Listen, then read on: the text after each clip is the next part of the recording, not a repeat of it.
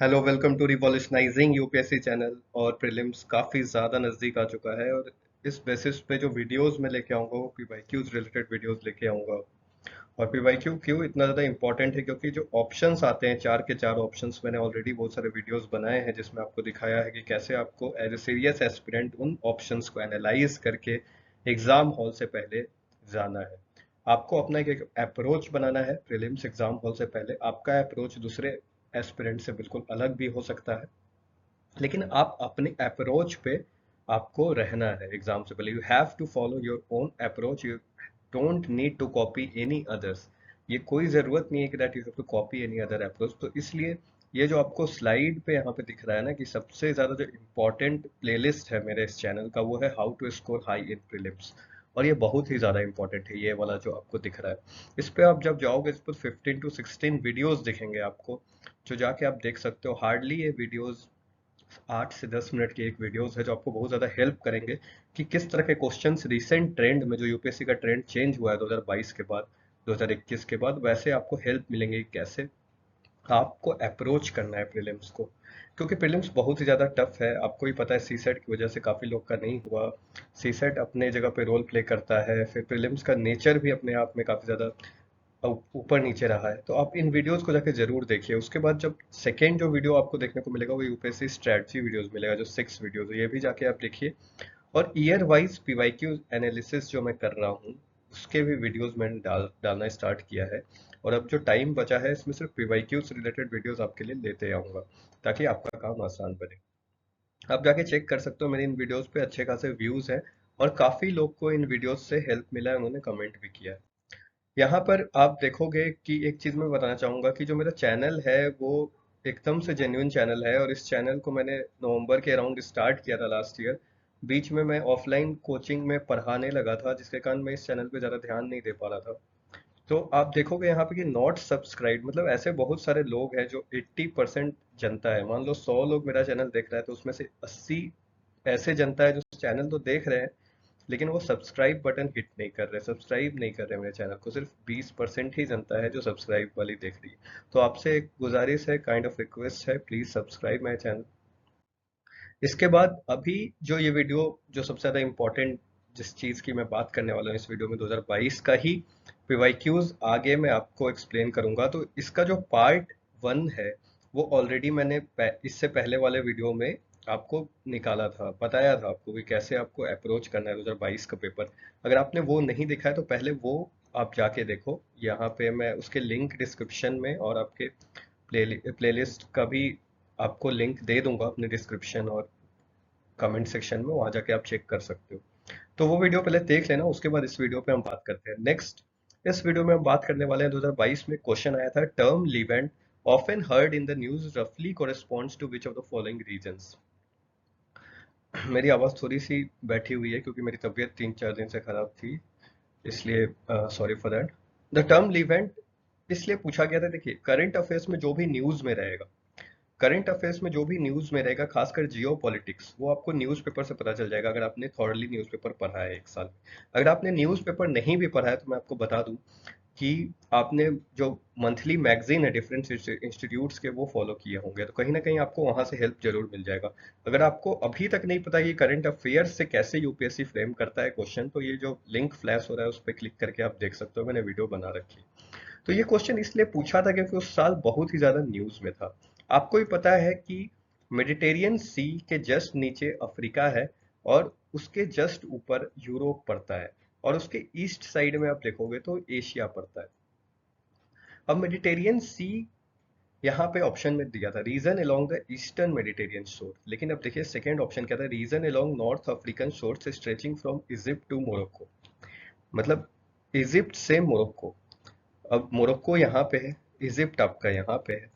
तो यहाँ से इजिप्ट से लेके मोरक्को तक का जो शोर है, यानी ये वाला शोर जो बोल रहा है, सदर्न शोर, साउदर्न जो साउथ वाला पार्ट बोल रहा है मेडिटेरियन का, उसको बोल रहा है। फिर बोल रहा है region along Persian Gulf and Horn of Africa. Horn of Africa तो यहाँ पे नीचे आएगा, यह में आपका Somalia, Eritrea, Ethiopia, Djibouti countries पड़ती है, उसको बोल रहा है। फिर बोल रहा है पर्शियन गल्फ। पर्शियन गल्फ आपको ही पता है, इसके ऊपर जो आपका गल्फ ऑफ ओमान यहाँ पे आ जाता है, गल्फ ऑफ ओमान के ऊपर ईरान की तरफ, इराक की तरफ बढ़ोगे तो यहाँ पे पर्शियन गल्फ आता है, जहाँ पे स्ट्रेट ऑफ हॉर्मुज है।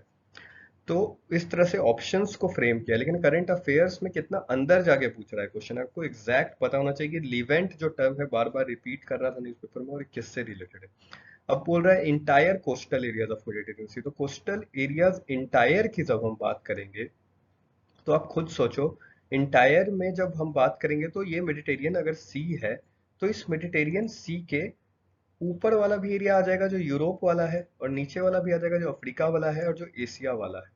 यानी बहुत बड़ा रीजन हो जाएगा इसको लीवेंट। अगर इतना बड़ा कोई रीजन होता तो आपको ऑलमोस्ट ऐसे ही पता होता न्यूज में। तो जनरली आप देखोगे जब हिंदू में जाके कहाँ से क्वेश्चन पूछा था कि terror groups enjoy greater freedom इन अफगानिस्तान, इस तरह से न्यूज में ऑलरेडी ये आया था लीवेंट। ये वाला न्यूज आप जाके क्लिक करना है, इसके अंदर देखना आप, यहाँ पे दिया हुआ था कि report said the ISIS affiliate in Afghanistan, Islamic State in Iraq and the Levant Khorasan continues to be led by Ghafari and Afghanistan. तो बार बार ये टेररिस्ट एक्टिविटी से का न्यूज में था।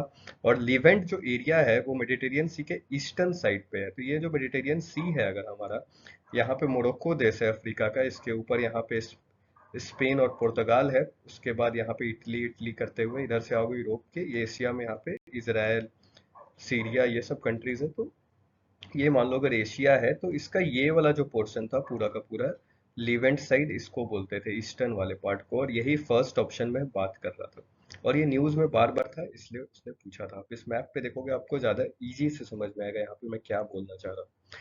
जैसे यहाँ पे आप देखोगे तो ये तुर्की का रीजन है। तुर्की आपको भी पता है, कुछ पार्ट जो तुर्की का है वो यूरोप में पड़ता है, कुछ पार्ट एशिया में पड़ता है, और फिर तुर्की के नीचे पूरा एशिया है, सीरिया है, लेबनान है, इजराइल है, और इजराइल और इजिप्ट के बीच में सिनाई पेनिनसुला है, ये भी काफी न्यूज में रहता है। तो जनरली इजिप्ट, इसराइल आपको पता है, इजिप्ट जो अफ्रीका की कंट्री है, इसराइल एशिया की कंट्री, और यहाँ से जो ये कंट्रीज है ये लीवेंट इसी को बोलते हैं। तो इसे कहा Levant is an approximate historical geographical term referring to a large area in the eastern Mediterranean region of West Asia। और यहाँ पे मैंने आपको बताया है कि ये मेडिटेरियन सी है पूरा का पूरा। और ये मेडिटेरियन सी के नीचे देखोगे, साउथ साइड में देखोगे तो ये आपका अफ्रीका है, मोरक्को है, यहाँ पे अल्जीरिया है, तुनिसिया है, लीबिया है, इजिप्ट है, इसके नीचे हॉर्न अफ्रीका है, जिसमें सोमालिया, एरित्रिया, जिबौती जैसे कंट्रीज हैं।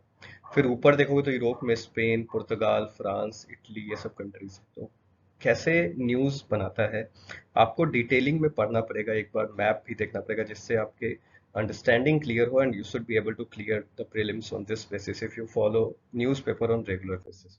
नेक्स्ट क्वेश्चन है, Gandikota canyon of South India was created by which one of the following rivers. तो कैनियन जो है वो एक फीचर है, ज्योग्राफी में आपने पढ़ा होगा कैसे कैनियन फॉर्म होता है, जब कोई रिवर अल्टीमेटली कट डाउन करती है रॉक्स एंड ऑल को, तो फिर कैनियन फॉर्म होता है। फिर ये जनरली इसलिए पूछा था कि ये भी न्यूज़ में था, और ये न्यूज़ में था इंडिया के टर्म में, कि इंडिया में जनरली आप देखोगे तो आंध्र प्रदेश के पास, आंध्र प्रदेश का जो हमारा रीजन है वहां पे ये न्यूज़ में हमेशा बना हुआ था ये कैनियन। आपको विश्वास नहीं होगा तो आप 2021 का 12 जुलाई का न्यूज़पेपर उठा के देख लो, 2022 का क्वेश्चन है, और यहाँ पे इंडियन एक्सप्रेस में ये क्लियरली आया था एग्जाम से पहले। आपका 22 में एग्जाम हुआ था, 21 जुलाई का। The hills are crowded, the Gandikota located Andhra Pradesh, also known as Great Canyon of Bengal. Generally इसे ग्रेट कैनियन ऑफ बंगाल भी बोला जाता है, और ये आंध्र प्रदेश में एब्सोल्युटली मैग्निफिशिएंट, ब्यूटीफुल ब्यूटीफुल लग रहा था मॉनसून के टाइम। तो ये न्यूज में बना हुआ था।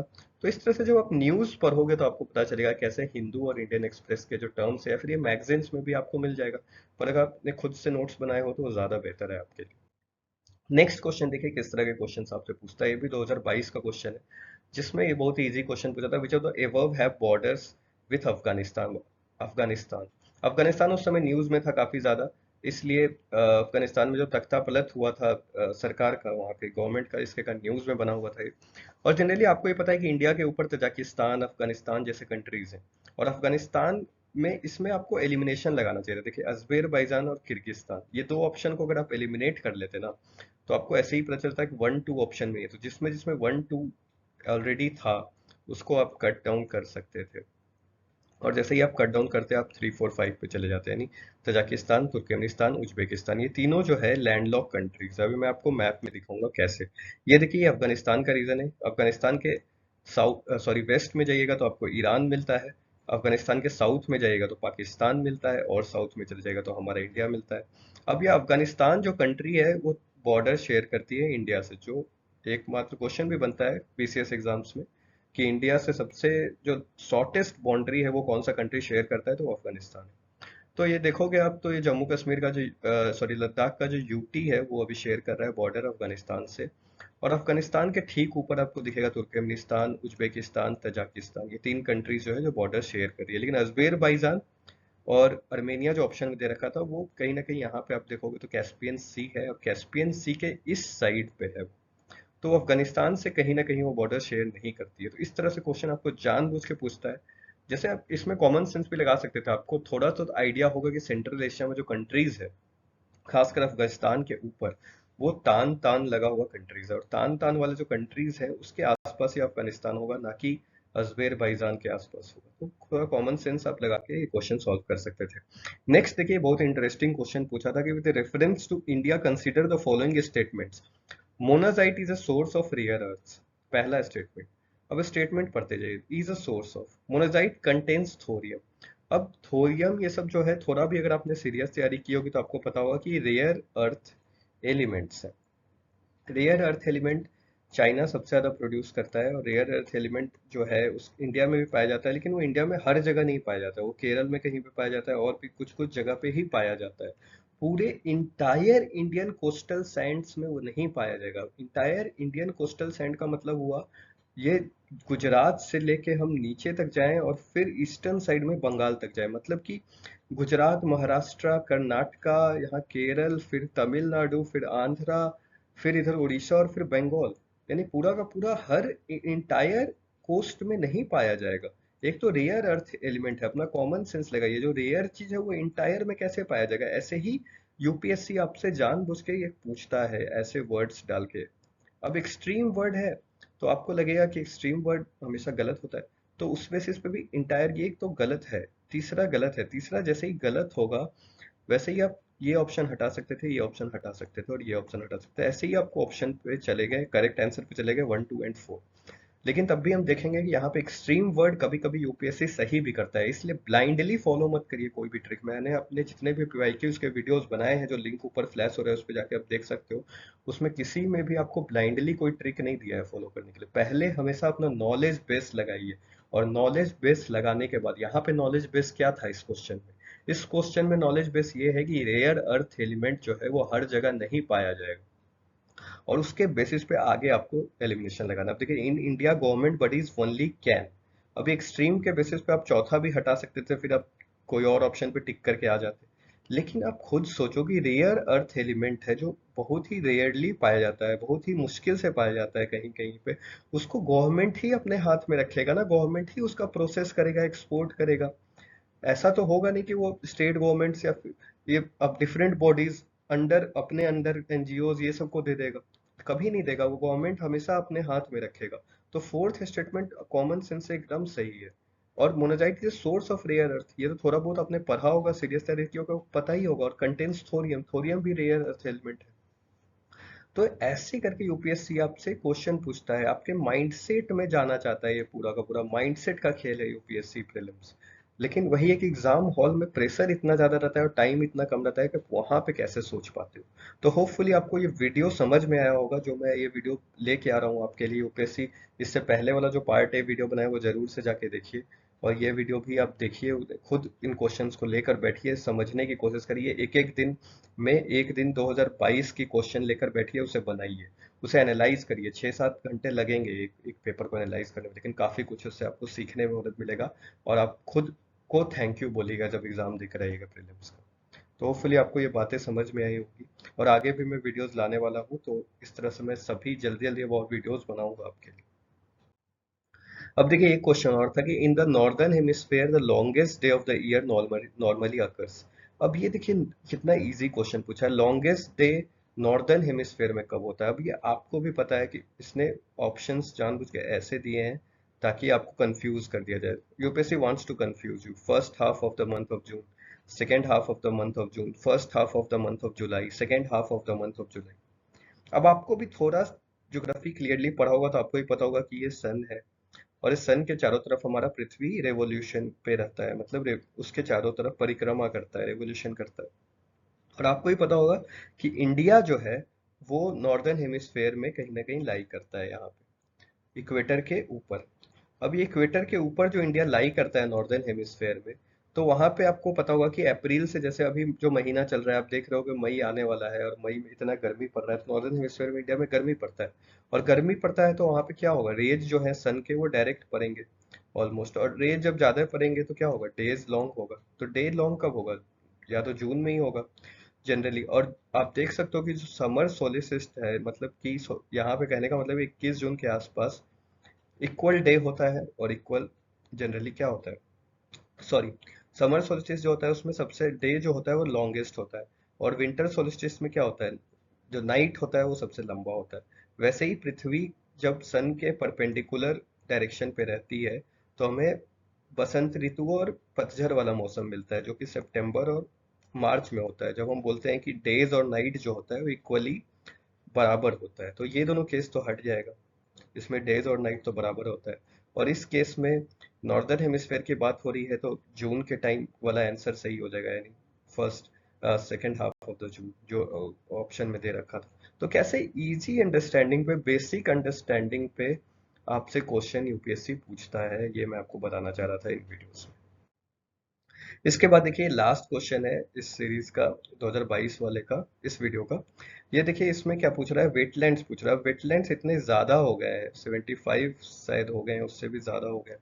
तो सभी वेटलैंड्स को तो याद करना भी मुश्किल है, लेकिन जो मेजर वेटलैंड्स है, देखिए पंजाब में आपको पता है होकेरा नहीं है, होकेरा जो है वो जम्मू एंड कश्मीर में, इतना आपको पता होना चाहिए। तो यहाँ से आप अगर एलिमिनेट कर लेते तो आप क्वेश्चन बना के ले जा सकते हैं। रेणुका जो है वो आपका हिमाचल में है। रुद्र सागर, आप देखिए रेणुका अगर आपको नहीं भी पता था तो रुद्र सागर तो आपको पता ही होगा जो त्रिपुरा में है। नॉर्थ ईस्ट के वेटलैंड्स तो आपको याद ही होने चाहिए, क्योंकि नॉर्थ ईस्ट जो है इंपॉर्टेंट सेक्शन है, यहाँ से क्वेश्चन आता है। नॉर्थ ईस्ट और साउथ इन्वायरमेंट में दो सेक्शन हमेशा करके जाएगा, साउथ इंडिया और नॉर्थ ईस्ट। अगर ये दोनों आप करके जा रहे हैं, आप बाकी नहीं भी पढ़े हैं, तो आप एलिमिनेशन से बना सकते थे। फॉर एग्जाम्पल यहाँ पे नॉर्थ ईस्ट का एक डाला है रुद्र सागर लेक, ये अगर आपको पता होता है ये सही है तो आप इसको करेक्ट मानते। वैसे ही आपको ये साउथ का एक डाला है, देखिए सष्टमकोटा लेक तमिलनाडु, ये एक्चुअल में सष्टमकोटा जो है वो तमिलनाडु में नहीं पड़ता है। तो ये अगर आपको पता होता तो आप इसको गलत कर देते, तो 50-50 पे तो आप ऐसे ही चले जाते कि ओनली टू पेयर सही है। और होकेरा का और रेणुका के बारे में अगर एडिशनल इन्फॉर्मेशन आपको रहता तो आप इसको इजीली सॉल्व कर सकते थे। जैसे फॉर एग्जांपल आपको पता है कि होकेरा जो है वो तब जम्मू एंड कश्मीर में, सष्टमकोटा जो है वो केरल में, ना कि तमिलनाडु में नहीं है। तो इस तरह से वेटलैंड्स से इस तरह के क्वेश्चंस पूछता है। आपको जानबूझ के इजी क्वेश्चन ही पूछेगा, ज्यादा डिफिकल्ट नहीं पूछता है। आपको बस बेसिक्स रिवाइज करने हैं और एनालिसिस करना है पीवाईक्यूज का, जो मैं आपके सामने वीडियोस में ला रहा हूँ। अगर आपको वीडियोस पसंद आ रहे हैं तो जरूर से मेरे चैनल को सब्सक्राइब करिए। और होपफुली ये एक जेन्युइन चैनल है, जिसके कारण आप इस चैनल को अगर सब्सक्राइब करिएगा तो जनरली आपको आने वाले टाइम में बहुत सारे पीवाईक्यूज वीडियोस मिलेंगे और बहुत ज़्यादा आपको हेल्प करेंगे। देखिए आपका काम है पढ़ना, रिवाइज करना, बाकी मेरा काम है आपको पीवाईक्यूज देते रहना टाइम पर। Thank you.